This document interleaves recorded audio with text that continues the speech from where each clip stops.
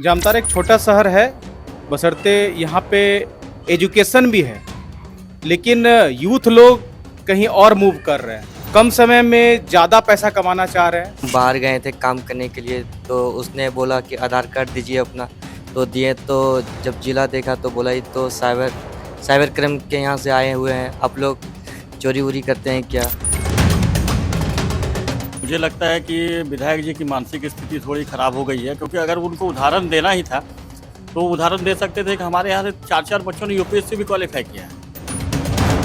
College में तो ऐसा कोई रिएक्शन नहीं था, बस अपने फ्रेंड सर्कल में हम बोलते हैं तो फिर सारे लोग मूवी देखे हुए हैं, तो वही इसे पूछते हैं ओ जामताड़ा में सही में भाई ऐसा होता है क्या? राहुल गांधी कैसे लगते हैं? मतलब हंसी है, मतलब मैं कहीं भी जाता हूँ तो हंस देते हैं लोग। नमस्कार, मैं पंकज प्रसून। जामताड़ा नाम तो सुना ही होगा। कुछ फिल्में बनी हैं, कुछ केसेस हुए हैं। इस शहर की एक तस्वीर बना दी गई है और आज हम जामताड़ा में हैं।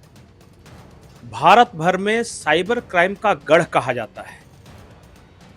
चूंकि हम लोकसभा चुनाव को लेकर घूम रहे हैं झारखंड के अलग अलग हिस्सों में, हमें जामताड़ा में कुछ यंगस्टर्स दिखे और इनसे बातचीत करेंगे, समझने की कोशिश करेंगे कि जामताड़ा शहर कैसा है, यहाँ की आबोहवा कैसी है, साइबर क्राइम का गढ़ इसे क्यों माना जाता है, कुछ और भी चीज के लिए फेमस है क्या, और हम थोड़ा बहुत बात वर्तमान राजनीति पर भी करेंगे कि क्या क्या चल रहा है यहाँ की राजनीति में। सबसे पहले जो दर्शक झारखंड के नहीं उनके लिए बता दूं कि जामताड़ा दुमका संसदीय क्षेत्र में आता है और यहाँ से हेमंत सोरेन की बड़ी भाभी सीता सोरेन बीजेपी के टिकट से लड़ रही है और उनका मुकाबला झारखंड मुक्ति मोर्चा के नलिन सोरेन से है। तो इतनी जानकारी के साथ हम शुरू करते हैं। हमारे साथ कुछ यंगस्टर्स हैं। सबसे पहले अपना नाम बता दीजिए। सूरज, जामताड़ा के बारे में जब बाहर के लोग जानते हैं तो कहते हैं कि साइबर क्राइम का बहुत बड़ा गढ़ है, सिनेमा भी बना दिया इस पे। शहर के बारे में ऐसा सुनते हैं तो आपके मन में क्या विचार चलता है, कैसा लगता है? बहुत ही अफसोस होता है हमारे जामताड़ा जिला के नाम सुन के ऐसे बोलता है। जैसे कि हम बाहर गए थे काम करने के लिए, तो उसने बोला कि आधार कार्ड दीजिए अपना, तो दिए। तो जब जिला देखा तो बोला ये तो साइबर क्राइम के यहाँ से आए हुए हैं, आप लोग चोरी वोरी करते हैं क्या? तो बोले सर हम लोग ऐसा नहीं है। बदनामी का एक दाग लग चुका है इस शहर के यहाँ पे, कैसे छूटेगा? क्योंकि करते कुछ लोग हैं, बदनाम पूरा शहर है। करते कुछ लोग हैं, सुनते सबको ही है। और और किसके बारे में बताएं? और किस चीज के लिए फेमस है क्या, या सिर्फ साइबर क्राइम के लिए फेमस है? साइबर क्राइम के लिए फेमस ज़्यादा है यहाँ पर। मतलब ज़्यादा कोई करता नहीं है, बट उसके कारण हम लोग भी फेमस हो जाते हैं यहाँ पर। कहीं बाहर भी जाएंगे तो भी यही सुनना पड़ेगा हम लोग को कि साइबर क्राइम के वहाँ से आया हुआ है ये लोग। जामताड़ा के एक विधायक है, नाम है इरफान अंसारी। एक बयान उनका वायरल हुआ था, वो कह रहे थे कि हमारे लड़कों में टैलेंट है कि किसी भी बैंक खाते से पैसा निकाल सकते हैं। उनके इस बयान पे आपकी क्या राय है? ये बता देंगे। अच्छा, आप यहाँ ये लोकल नहीं है, बाहर से आए। अच्छा, बाहर से आप हैं, आप बताइए। ये इरफान अंसारी जी ने कहा था ना कि इतना बढ़िया टैलेंट है कि किसी भी बैंक खाते से पैसा निकाल सकते हैं। तो ये टैलेंट गर्व करने वाली बात है या शर्म करने वाली? इसके बारे में मालूम नहीं है। नहीं बात की है। नहीं पता। आप बताइए, यहाँ के विधायक हैं, उन्होंने इस तरह का बयान दिया था। अब बताइए, एक जनप्रतिनिधि अगर ये कहेगा कि चोरी चकारी टैलेंट की बात है, वो टैलेंट है, तो फिर बाकी तो यूथ जो हैं वो तो काम करेंगे ना यहाँ पे। कैसे देखते हैं उस बयान को? मुझे लगता है कि विधायक जी की मानसिक स्थिति थोड़ी ख़राब हो गई है, क्योंकि अगर उनको उदाहरण देना ही था तो उदाहरण दे सकते थे कि हमारे यहाँ से 4-4 बच्चों ने यूपीएससी भी क्वालिफाई किया है और जेपीएससी में भी कई बंदे काम कर रहे हैं। जो करमाटाल जो कि साइबर का गढ़ माना जाता है, वहाँ से भी जेपीएससी में कई बंदे हैं, डीएसपी हैं आज के डेट में। बहुत जगह सिविल एसडीओ हैं, कई डीसी भी हैं, डीएम भी हैं दूसरे राज्यों में। तो विधायक जी को ऐसा बयान देना चाहिए था, ये ना कहना चाहिए था कि हमारे यहाँ साइबर क्राइम होता है। आज की स्थिति ये है कि हम लोग बदनाम जरूर हैं, लेकिन आज हम बहुत सही जगह पर हैं और हमारे बच्चे अच्छा कर रहे हैं और आगे भी अच्छा करेंगे। मुझे पूरा इस चीज़ का भरोसा है। तो देखा आपने, जामताड़ा के जो जनप्रतिनिधि हैं वो इस बात पे गर्व कर रहे हैं कि हमारे यहाँ चोर है, लेकिन यहाँ की जनता करे कि नहीं, हमारे यहाँ यूपीएससी भी क्रैक करने वाले लड़के हैं। सर, जामताड़ा को लेकर जो छवि बना दी गई है उस बारे में आप क्या कहेंगे? जामताड़ा एक छोटा शहर है, बशर्ते यहाँ पे एजुकेशन भी है, लेकिन यूथ लोग कहीं और मूव कर रहे हैं, कम समय में ज्यादा पैसा कमाना चाह रहे हैं, जिसके कारण कुछ कमियां हैं यहाँ पे।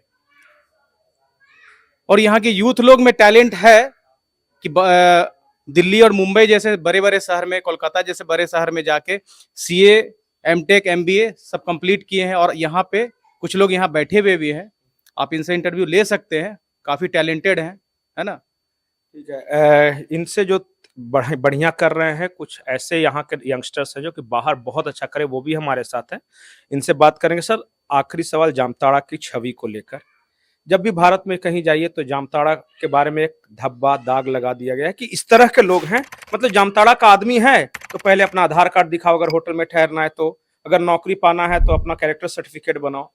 कैसे सबसे पहली बात है कि ये पता नहीं किसके द्वारा ऐसा प्रचार किया गया है। सिनेमा तक बन गया इस पर। बनने दीजिए, उनको तो पैसा कमाना है, वो तो किसी भी चीज पे फिल्म बना देंगे। हमारा जामताड़ा शहर बहुत ही अच्छा, साफ सुथरा, और यहाँ के लोगों में एक दूसरे के प्रति प्रेम भाव, सहयोग का भावना। कभी कहीं किसी के घर में कुछ हो जाता है तो सब लोग इकट्ठे होते हैं, ना वहाँ पे कोई जाति देखा जाता है, ना कोई धर्म देखा जाता है, ना ऊंच ना नीच। बहुत अच्छा भाव है।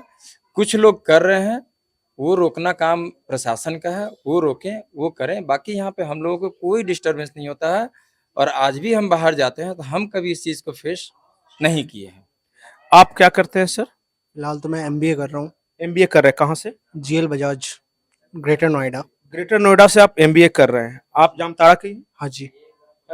बाहर जब गए थे पढ़ने और आपने बताया होगा अपने कॉलेज में कि आप जामताड़ा से आए हैं, तो पहला रिएक्शन कैसा था? कॉलेज में तो ऐसा कोई रिएक्शन नहीं था, बस अपने फ्रेंड सर्कल में हम बोलते हैं तो फिर सारे लोग मूवी देखे हुए हैं, तो वही इसे पूछते हैं, ओ जामताड़ा में सही में भाई ऐसा होता है क्या? तो हम फिर समझाते हैं, नहीं भाई जितना दिखाया गया है वैसा कुछ नहीं होता, हाइप बनाया हुआ है बस, और कुछ नहीं, बस यही। तो जितना है नहीं उससे ज्यादा हाइप क्रिएट कर दिया गया। सर, आपका नाम क्या है? ऋषिकेश आनंद। ऋषिकेश जी, आप क्या करते हैं? डी फार्मा चल रहा है, फर्स्ट ईयर। कहाँ से? मुरादाबाद से। मुरादाबाद से आप डी फार्मा कर रहे हैं। आप गए होंगे वहाँ दूसरे शहर, आपने कहा होगा कि आप झारखंड के जामताड़ा से आए हैं, जानते थे लोग कुछ या कोई रिएक्शन? मतलब कुछ ना कुछ तो कुछ जानते ही हैं, मतलब 100% आपको एक दो वैसा मिल जाएंगे जो देखे हैं मूवी या कुछ वैसा है जो जान रहे हैं आपके बारे में। बाय नेचर आपको वैसा जानता है क्या कोई कुछ है, मतलब 100% में आपको तो 2% तो जानेंगे ही कि वैसा आपने कुछ किया, लेकिन ऐसा नेचर भी नहीं था कि नहीं आप वैसा मार रहे, ऐसा कुछ मजाक वजाक नहीं उड़ाते थे ना कोई? नहीं, वैसा भी तो नहीं। अब अपने ग्रुप सर्कल में जो है वो ऐसा है, लेकिन अबाउट ही ऐसा कुछ। आपका क्या नाम है सर? मेरा नाम विकास कुमार हुआ। विकास जी, आप क्या करते हैं? मैं तो अभी जॉब कर रहा था गुड़गांव में, बट अभी छोड़ा हुआ है, जॉब स्विच करने का सोच रहा हूँ। कौन से सेक्टर में? फाइनेंस फील्ड में। अच्छा, फाइनेंस में। फिन क्राइम, फाइनेंशियल क्राइम्स में। अच्छा, फाइनेंशियल क्राइम्स में। जामताड़ा के हो क्या फाइनेंशियल क्राइम्स वाले में काम कर रहे थे? नहीं, बेसिकली मैं जामताड़ा से नहीं हूँ, मैं बोकारो स्टील सिटी से हूँ। तो ये हमारे फ्रेंड है, ये अच्छा, दोनों दोस्त लोग के साथ। हाँ, तो मैं फ्रेंड लोग के साथ आया हूँ। अच्छा, आपने भी वो फिल्म देखी होगी। हाँ, जामताड़ा। आपको नहीं लगता है कि यहाँ के लोगों को उस फिल्म के खिलाफ आवाज उठानी चाहिए था कि देखिए हम लोग भी जामताड़ा रहते हैं, इतना बड़ा शहर, इतने सारे लोग हैं, कुछ इंसिडेंट्स हो भी गए, लेकिन पूरे शहर को बदनाम करना एक फिल्म के माध्यम से, और देखिए कंप्लीट साइलेंस, यहाँ के लोगों ने कभी कुछ कहा नहीं, न जनप्रतिनिधियों ने कुछ कहा। नहीं, यहाँ वैसा कुछ मुझे देखना नहीं मिला। मुझे जामताड़ा के बेसिकली इतना साइबर क्राइम के बारे में पता भी नहीं था। जब वो सीरीज निकली नेटफ्लिक्स पे तब देखा, तब वो थोड़ा बहुत पता लगा। पता चला ना, क्योंकि बेसिकली ये लोग मेरे फ्रेंड पहले से हैं, क्योंकि हम लोग स्कूल फ्रेंड्स हैं, तो हम जानते हैं एक दूसरे को। बट ऐसा कुछ मैं पहले से नहीं जानता था। जब मैंने वेब सीरीज देखा तब मुझे पता चला ऐसा भी कुछ है। थोड़ा बहुत पॉलिटिक्स में इंटरेस्ट है? नहीं, बिल्कुल नहीं। बिल्कुल नहीं। बोकारो शहर में नहीं, पता है? बिल्कुल नहीं। वोट दिया है कभी?